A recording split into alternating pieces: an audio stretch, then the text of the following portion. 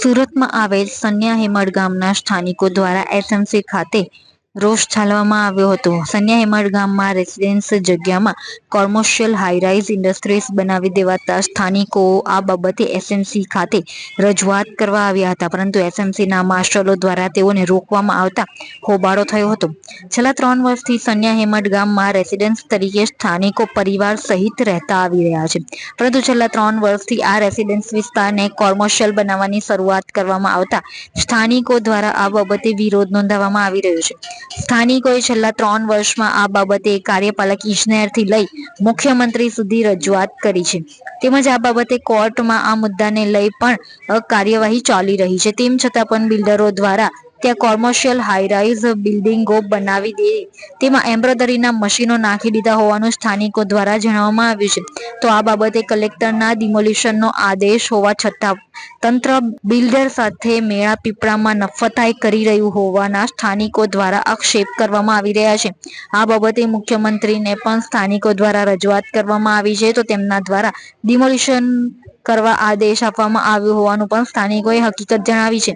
વધુમાં સ્થાનિકોએ જણાવ્યું કે રેસિડેન્સ વિસ્તારને સ્થાનિકોનો વિરોધ હોવા છતાં ગેરકાયદેસર રીતે કોમર્શિયલ બનાવી દેવાતા તે વિસ્તારની મહિલા બાળકીઓને ઘરની બહાર નીકળવામાં પણ હાલાકી થઈ રહી છે, જેથી આ બાબતે તંત્ર કેમ ગંભીરતાથી નોંધ લેતું નથી તેવા પ્રશ્નો સ્થાનિકો દ્વારા કરવામાં આવી રહ્યા છે. મારું નામ જતીનભાઈ છે. અમે સણિયા અહેમદ ગામના રહેવાસી છીએ. અમારી રજૂઆત એવી છે, અત્યારે અમે મુગલી સરા ઝોન પર આવેલા છીએ સુરત.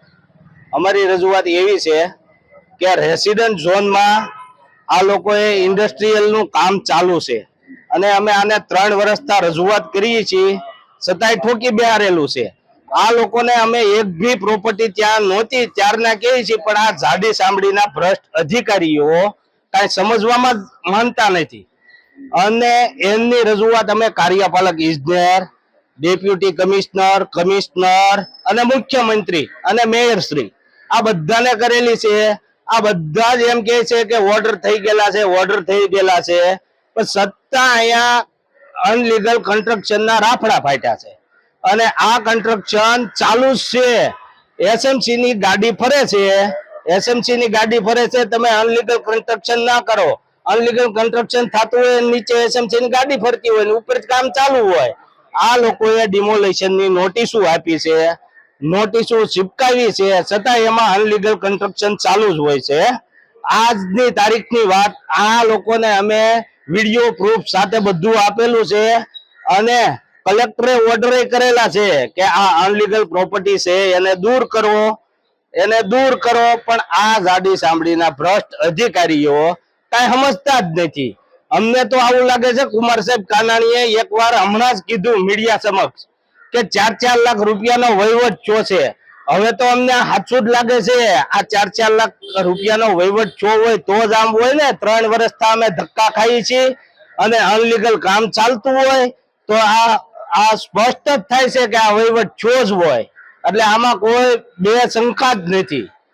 આવી જ રીતનું ચાલ્યું અને કલેક્ટરે ઓર્ડર કરેલા છે, સ્વાગતમાં ઓર્ડર કરેલો છે કલેક્ટરે કે આનું અનલીગલ કન્સ્ટ્રક્શન દૂર કરો. એને આ 2-3 વર્ષ વહી ગયા તોય આ કલેક્ટરના ઓર્ડરને તો ગોળીને પી ગયા છે.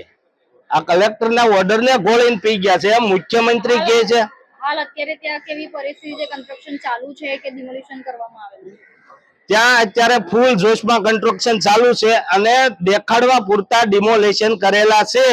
ડિમોલેશન થઈ જાય 1 મહિનાની અંદર ઈ પાછું રિપેરિંગ થઈ અને જેવું હતું એવું ને એવું થઈ જાય છે.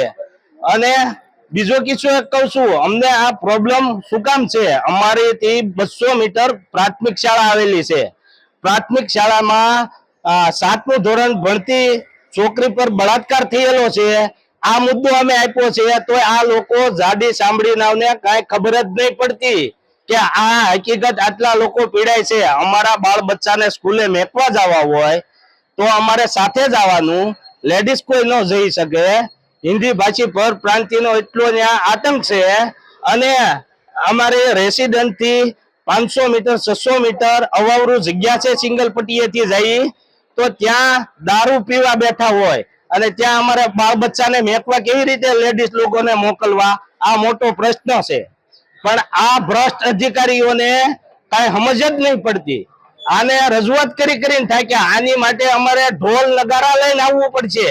અને અહીંયા રજૂઆત કરવા આવી, અમે મુગલીસરા રજૂઆત કરવા આવી તો કે વૈયા જાઓ, બેને જ મળવા દેવું પડશે. અરે બેનો પ્રશ્ન નથી, આખા સણિયા હેમત ગામનો પ્રશ્ન છે, આ જાહેર પ્રશ્ન છે, તો બધા આવવાના જ હોય ને એમાં. અને બે મળીએ તો એમ કે તમારે બેને જ પ્રોબ્લેમ છે, તો અમારે જાવું ક્યાં, આની રજૂઆતો કરવી ક્યાં?